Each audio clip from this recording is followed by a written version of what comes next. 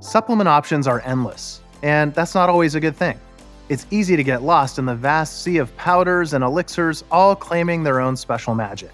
Let's see if we can separate the fact from fiction when it comes to the promises of those modern-day potions we like to call health supplements.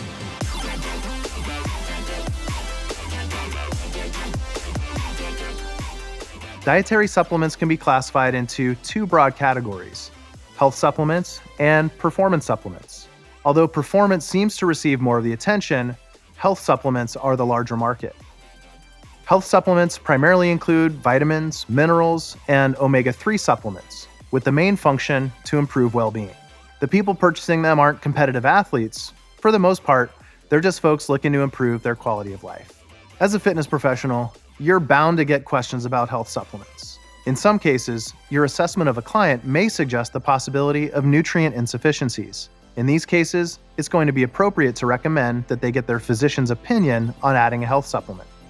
Let's start with vitamin and mineral supplements. Most of the dietary supplements out there are multivitamins, which contain a variety of vitamins and minerals. Individual vitamins and minerals are also available for those who have more specific needs. Dietary supplements are often used to ensure adequate vitamin and mineral intake, as micronutrient intake is typically inadequate with both Western diets and other more restrictive diets. Now, within vitamins, you've got fat-soluble and water-soluble.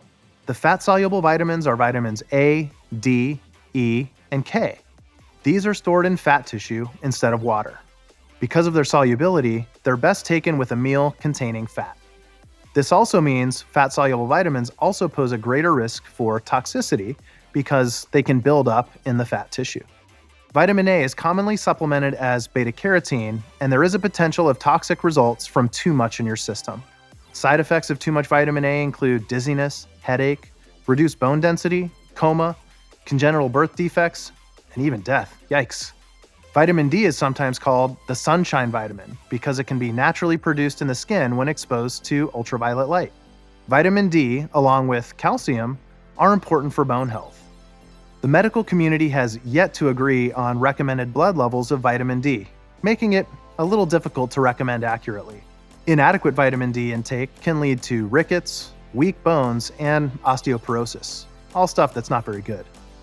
Now, excess vitamin D can cause weight loss, excessive urination, and heart arrhythmias.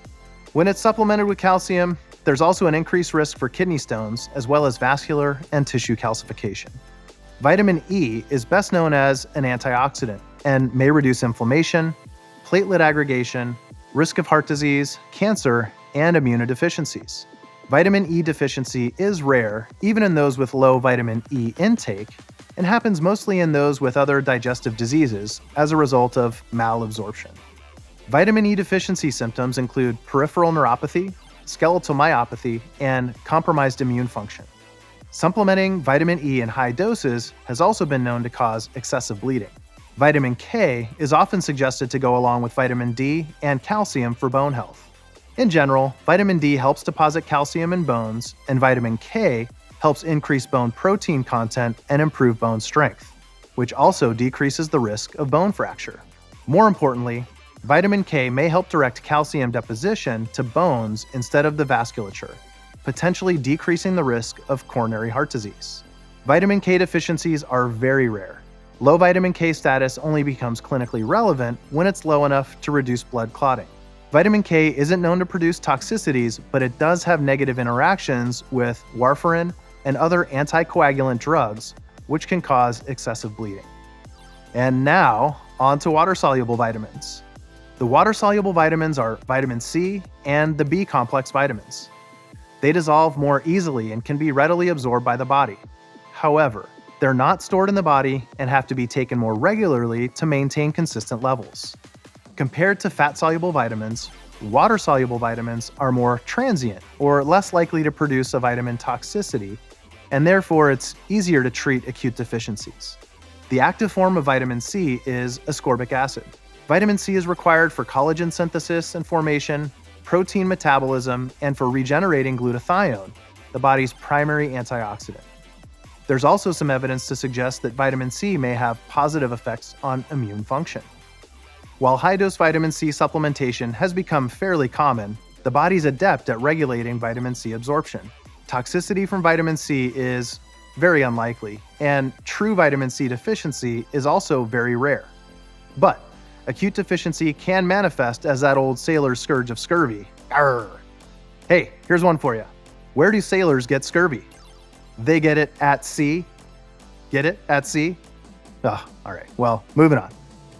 The B complex vitamins are vitamin B1 or thiamine, B2 or riboflavin, B3 or niacin, B5 or pantothenic acid, B6 or pyridoxine, B7, which you know as biotin or vitamin H, B9 or folate, and finally, B12 or cobalamin. As you might guess, the B vitamin complex is involved in a little bit of everything, but mostly macronutrient metabolism. For example, biotin is often supplemented for hair, skin, and nail health. Folate is involved in gene expression and is very important as a prenatal vitamin. And B12 is vital for red blood cell production. Toxicity from excessive B vitamin intake is rare. However, toxicity is possible for niacin, vitamin B6, and folate. The side effects of excess niacin are mild and include flushing and nausea. Oof. You'd have to really try hard to achieve vitamin B6 toxicity levels, but the effects can be serious, producing progressive sensory neuropathy, ataxia, which is a loss of body coordination, sensitivity to light, and skin lesions. Lastly, vitamin B12 deficiency is more common in vegetarians and older adults. Since fortified grain products are the only plant-based foods that are a good source of B12, anyone avoiding animal products could benefit from a B12 supplement if they don't consume fortified foods. There's a bit of an outlier here too: choline. Choline was once considered a B vitamin and later removed from that classification. It's now considered vitamin-like. Despite being a little overlooked, choline is a known essential nutrient for liver, neurological, and cardiovascular health. 90% of individuals have insufficient choline intake. Interestingly, that number is reduced to just 43% when individuals eat eggs. Choline deficiency can cause muscle or liver damage, but this severity is uncommon. While choline deficiency may cause liver problems, excessive choline intake can cause liver toxicity as well as more mild symptoms such as vomiting, body odor, and hypotension, which is low blood pressure. Alrighty then, on to minerals. There are 16 essential minerals, of which 14 are required on nutrition fact labels and on supplement fact labels if claims are made about that ingredient. The list includes calcium, iron, phosphorus, iodine, magnesium, zinc, selenium, copper, manganese, chromium, molybdenum, chloride, sodium, and potassium. Wow, that was a mouthful. The two remaining minerals are sulfur and fluoride, which are unlikely to appear on a supplement facts label. Minerals are divided into macrominerals and trace minerals. Macrominerals are calcium, magnesium, sodium, potassium, phosphorus, chloride, and sulfur. We call them macro minerals because the relative quantities that are required for these minerals are larger than the trace minerals. Makes sense, right? Most aren't typically used as supplements unless it's as a small percentage of a multivitamin or, in the case of sodium and chloride, as salt.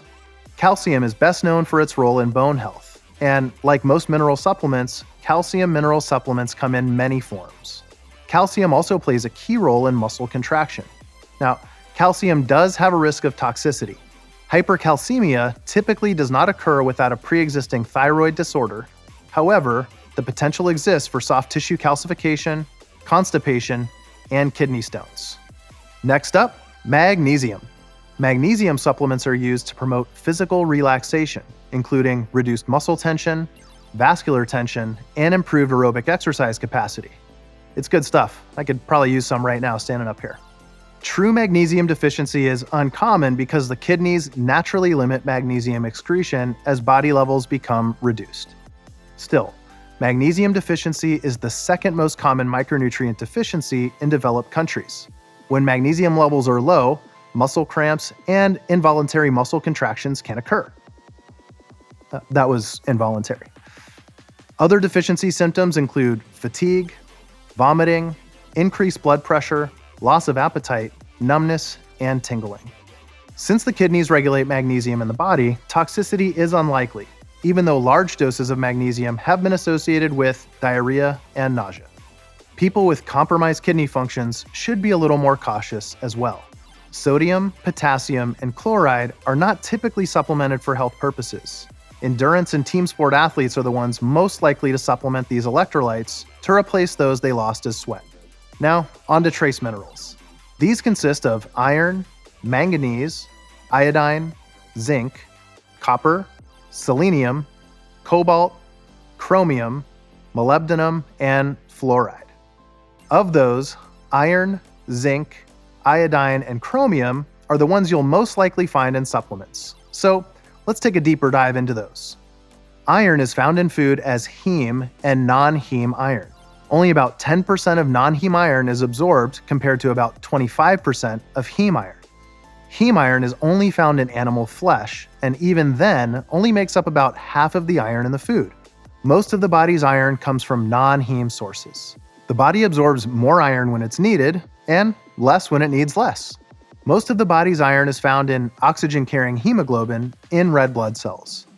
Vegetarians, vegans, premenopausal women, and athletes will have higher needs for iron for various reasons. Iron toxicity is rare, as most excess iron just goes unabsorbed. However, large intake amounts can cause gastric distress, which seems to be a recurring theme here with excess vitamins and minerals. And in extremely large doses, iron can cause organ failure, coma, and even death. Iron supplementation in those with hemochromatosis, which is a disease known as iron overload, is also potentially fatal. Moving on. Iodine is used to form thyroid hormones. Iodine has been added to salt since 1924 to prevent iodine deficiency, which is uncommon in the United States and most developed countries, and considered the most common cause of preventable, serious cognitive disability. Iodine insufficiency may reduce cognitive ability and increase the risk for attention deficit disorder. Excess iodine intake can cause goiter and hypothyroidism, and iodine taken in doses near 100 times the upper limit can cause toxicity with symptoms of nausea, vomiting, fever, weak pulse, and coma. Zinc catalyzes a bunch of varied reactions. Zinc deficiencies include slow growth, loss of appetite, hair loss, compromised immune function, and reproductive disorders. Zinc deficiency is rare, but those who are vegetarian or vegan and women who are pregnant are more likely to have insufficient zinc intake. Excess zinc consumption has mild side effects of gastric upset and headaches. Finally, chromium is involved in macronutrient metabolism, and it may influence glucose tolerance. Thus, it has become a popular dietary supplement. Chromium supplementation, however, has only been able to help reduce blood glucose levels in those with poor chromium status and/or poor glucose control. It's likely ineffective in healthy persons with adequate chromium intake. Poor glucose tolerance is the only known symptom of chromium deficiency, and toxicity isn't very likely. Let's move on to our last topic, omega-3 supplements. Omega-3 fats have been pretty well researched, and as you've probably seen, they're usually supplemented as fish oil. These supplements may be important for preventing cardiovascular disease, reducing inflammatory status, and aiding in neurological development. They're the third most frequently used dietary supplement, and another I can bet you'll spend time discussing with your clients. An upper limit for omega-3 hasn't been established, but excess bleeding has been noted with doses of 2 to 15 grams of combined EPA and DHA fish oils. You're going to find your omega-3s in things like fatty fish, salmon, chia seeds, flax seeds, and a lot of other delicious options. Well, there you have it, the wide world of health supplements. It's a lot to absorb, no pun intended. But as a CPT, you're likely going to spend some time chatting with your clients about them, and if you've got all this stuff down, they're going to be really impressed. But it's equally important to reiterate, CPTs should never prescribe supplements to treat a chronic disease. The information we provide as CPTs is for informational purposes only.